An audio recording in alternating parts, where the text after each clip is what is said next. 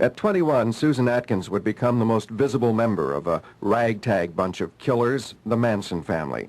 A one-time nice little kid as she grew up in Northern California, Susan became a popular babysitter, captained her school swimming team, and sang in the church choir. Then when her mother died, Susan Atkins ran away from home, and she fell in with a dangerous little man who had spent virtually his whole life in jails. And so at 18, Susan Atkins became one of Charlie's girls, as they were called, one of the first. More would join her, and in time, all of them would develop a fanatical loyalty to Charles Manson, nurtured by his persuasiveness and hyped by the unrelenting use of drugs. So after 300 LSD trips in 2 years, when Manson sent Susan Atkins and others of his family to kill, they did it. Later, looking, sounding, and acting crazy, Susan Atkins would spill it all and tell a grand jury what happened. With terrible detail, she would describe how she murdered movie actress Sharon Tate and her yet-unborn baby, and then participated in the murder of 4 others on that hot summer's night at the actress's Hollywood home. Susan Atkins is 28 now. She's just ended her first 7 years of a life term. She has spent 5 of them here at the California Women's Institution in San Bernardino County. She's just had her first parole hearing and been turned down. But the people who work with her here say that she's made a remarkable change in the last 2 years. They say she's become a devout Christian, and she says she wants only to serve God. Susan Atkins feels that her horrifying experience with drugs can be a lesson to those that use them or think about using them. She hasn't spoken with a reporter since the trial in 1970. She got word to me that she wanted to talk about the dangers of drug use, that she also wanted to reveal something new about the murders. What happened that night you all went to Sharon Tate's house? What really happened? Well, I remember getting in the car with Tex and Tex Watson and my other 2 co-defendants, 3 co-defendants actually. And before I ever got in the car, Tex and I had our own special little stash of cocaine. I think it was cocaine or methadone, I'm not sure which. It was speed, and we both snorted some speed and got in the car. We were very, very wired.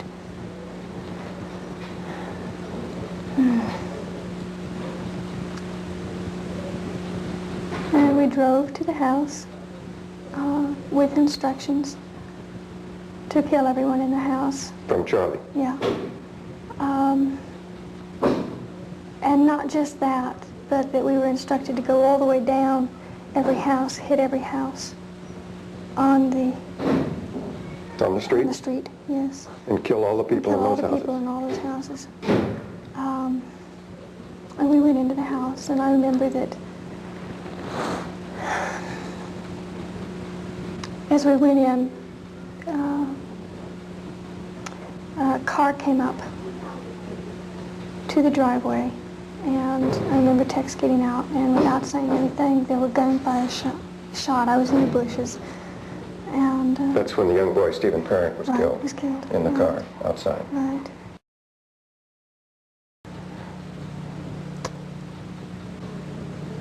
The people in the house were all brought into the living room and tied up, and I remember that Wojtek Wachowski, I believe is his name, I had tied his hands with a towel and then was instructed to kill him. And I raised the knife that I had in my hand, and I couldn't put the knife down. I couldn't bring it down. It was just as though there was a force there that held my wrist, and I couldn't move. And as he saw that I couldn't move, then he very easily undid the ties, the towel that I tied his wrist with, and he and I began to fight. And I remember I was screaming for help, and he was screaming for help, and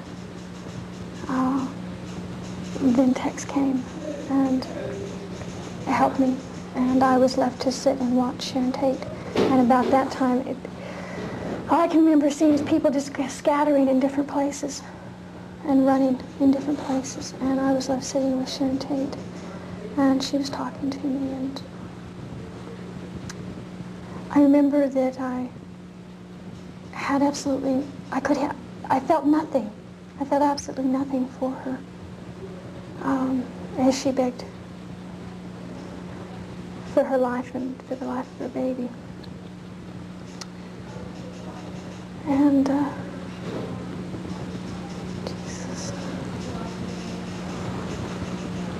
I remember when we first went in, one of the people said, "Who are you?" And Tex said, "I'm the devil, and I'm here to do the devil's business." And I remember that in my conscience, it's so alive in me, even just recalling it. I remember that I had gone so far and there was no turning back. Even if I had wanted to run, even if I had wanted to leave, I couldn't. It was like I was caught in something that I had no control over. I had absolutely no say-so as to what was happening there. I was just like a tool in the hands of the devil, is the only way I can put it. And I believe that it was by the grace of God that my hand did not go down with that knife on Wojciech Kwiatkowski's chest. I believe that... Well, who did kill those people? that night? Yeah. Tex.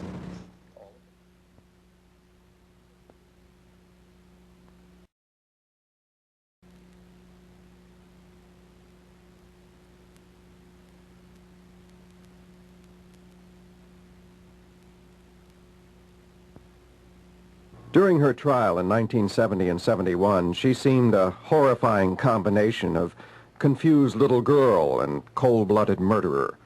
And like all of the others in the Manson family, Susan Atkins' loyalty to the man who led her life where it went was absolute. So when Charles Manson shaved his hair off, she did too. And then, just as he had done, she and her co-defendants all carved X's into their foreheads. Today she says her bizarre behavior was born out of Manson's evil persuasiveness and fed by her constant drug use. During her Manson years, Susan Atkins dropped acid at least 300 times, and she smoked, swallowed, shot up, and snorted every other drug in sight. And although she had no drugs in her first 5 years of imprisonment, she says it took her that long to fully regain her consciousness, to even begin to realize what she had done. All of the LSD, all of the other drugs had put her in a fog, which she didn't begin to come out of until 2 years ago. You'd have to understand what acid does to the mind in order to understand how a person can get confused behind drugs. And I would take a thesis, writing a book on what LSD can do to the mind. But it was powerful enough to keep you in a fog for all those years, even after you stopped using. I used to think that you came down off an acid trip after 12 hours. That's not true. Every time you take LSD, you rises or expands, and the moral fiber of your character, which is put in you, or when you grow up, everybody grows up with different morals according to their culture.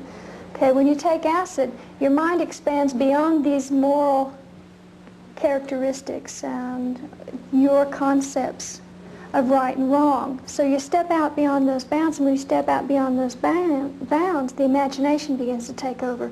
And the imagination can be a very deceitful thing. It's a fantasy. And when you take acid, you go out beyond that, you think you're coming back to where you started from. Originally, you don't. And every time you drop acid, you get a little bit further away from reality.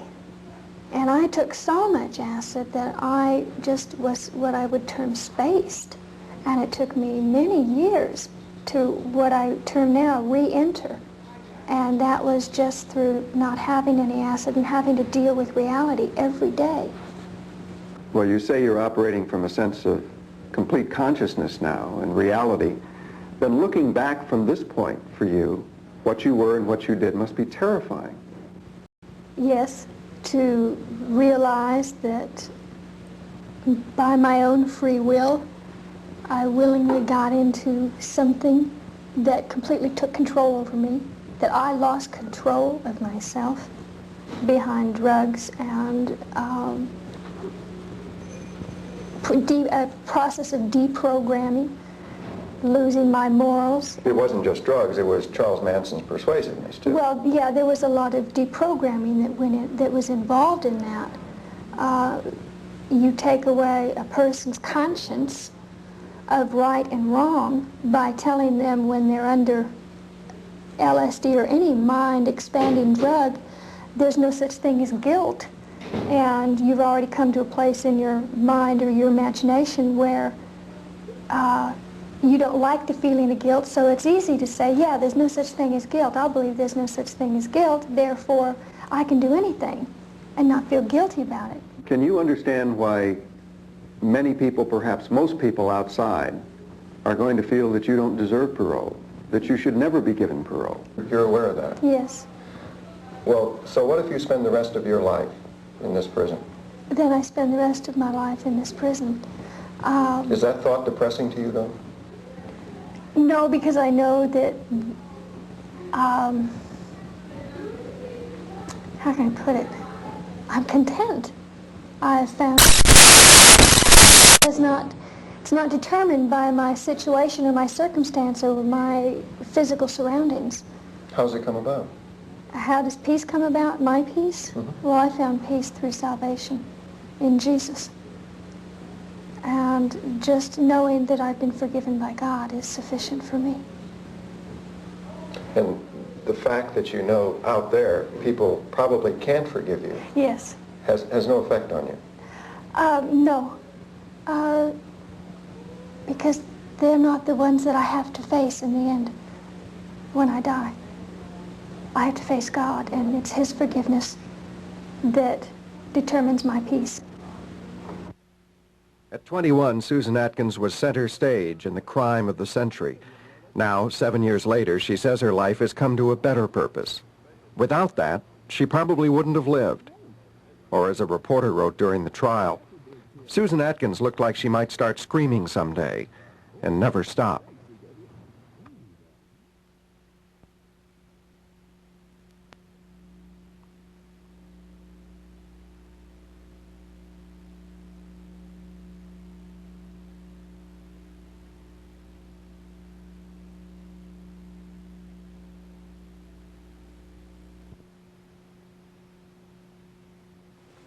You wanna? Well, I can ask you now, what did Tex really do there? What did you observe? Yeah, of what I saw happening in Tex, the way he moved, the viciousness and cold.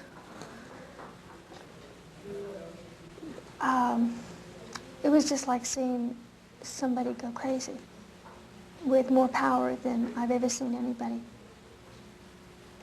I don't think he was in control of himself. I think that he was in control of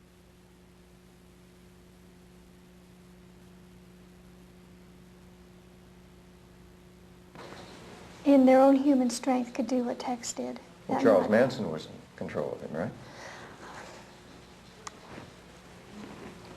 Yeah, as far as giving orders, but I don't think Charles Manson's mind was in control of Tex's mind that night. I think that it was a higher power than that. Charlie's human too, you know, and his mental powers are just as limited, maybe not as limited as other humans, but that there was an evil force in control of Tex that night. Well, it was in control of all of you, obviously. He did things that, you've heard stories, I'm sure, of people who have lifted up cars off of other people, how they have superhuman strength. Well, Tex had that kind of strength that night. But not for good, it was for evil. So it's harming and hurting people. Just to be able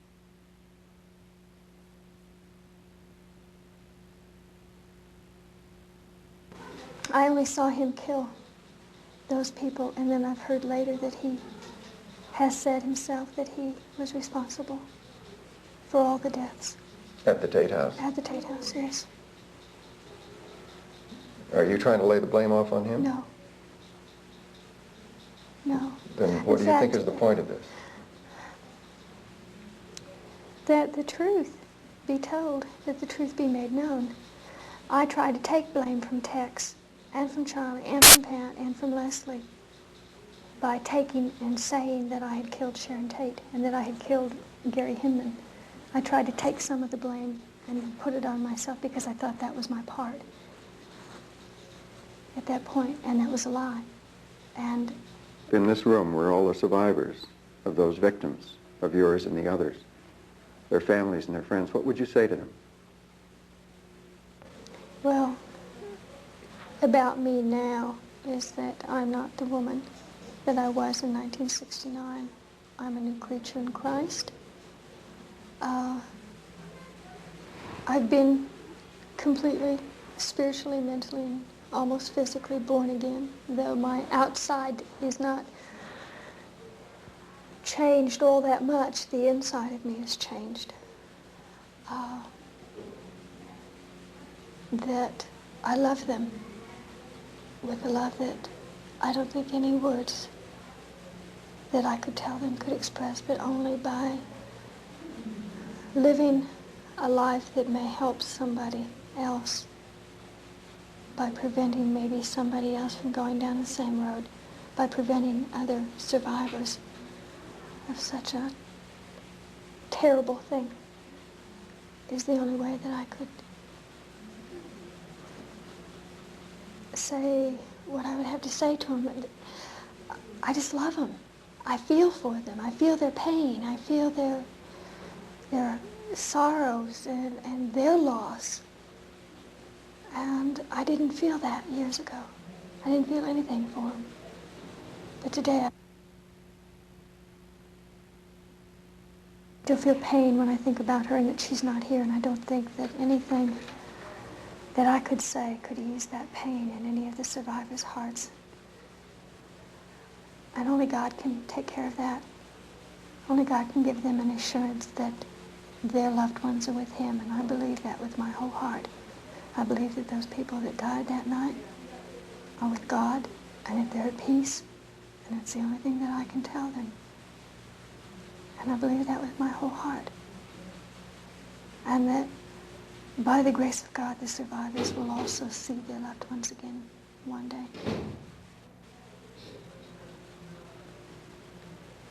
People watching may think that you're cop.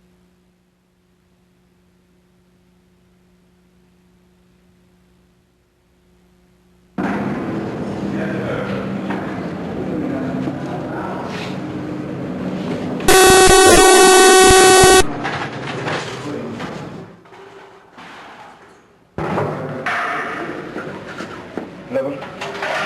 No, I'm going to pass. Nothing? No, I pass? pass. Would you give that steak to Mike if he wants it? Next door? Yeah. Okay. Nothing? No.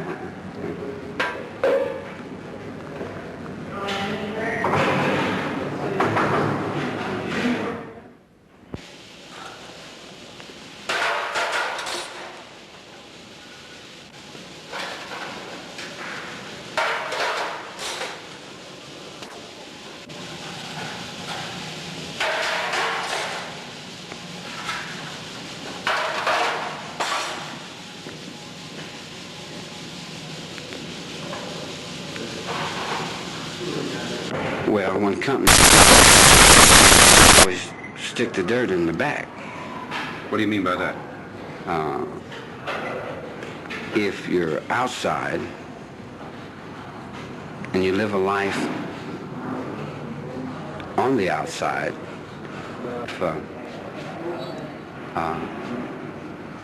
the mind that you live in, the thought that you live in, is a family.